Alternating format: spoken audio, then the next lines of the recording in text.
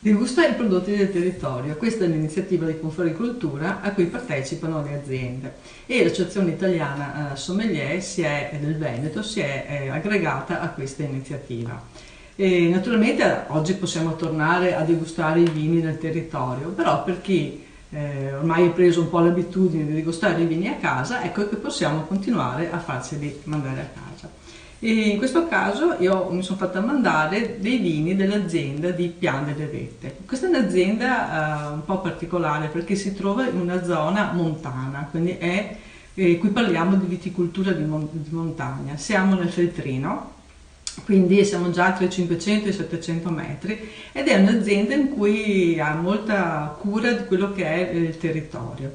Quindi sono stati scelti i vitigni adatti per queste tipologie di impianti, per queste altezze e quindi c'è tutta una ricerca che viene fatta anche per la gestione del suolo.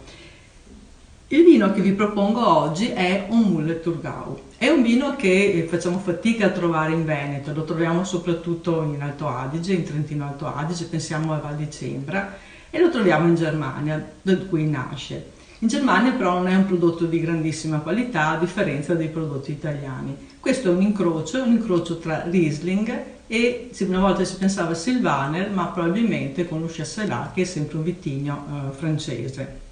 È un vino con delle caratteristiche prodotto in questo territorio molto particolari. È un vino che, come possiamo vedere, è di un bel giallo paglierino, ma le note del Riesling sono importanti. Abbiamo delle note aromatiche, abbiamo belle note di frutta fresca. È un vino prodotto veramente in un numero limitato di bottiglie. Pensate, nel 2018 sono 686 bottiglie, quindi veramente sono tutti piccoli prodotti di nicchia.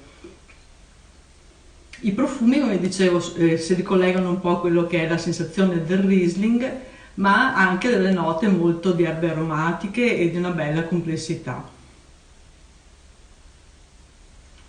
All'assaggio questo vino entra bello morbido, però ha una bella spalla acida ed è sicuramente adatto per dei piatti legati alla montagna, come potrebbero essere piatti a base di verdure, ma anche pensiamo per esempio ai pesci di lago, possiamo pensare a delle carni bianche salsate, quindi a tutti questi piatti non particolarmente complicati in cui però abbiamo bisogno di una componente di acidità per aiutare a sgrassare.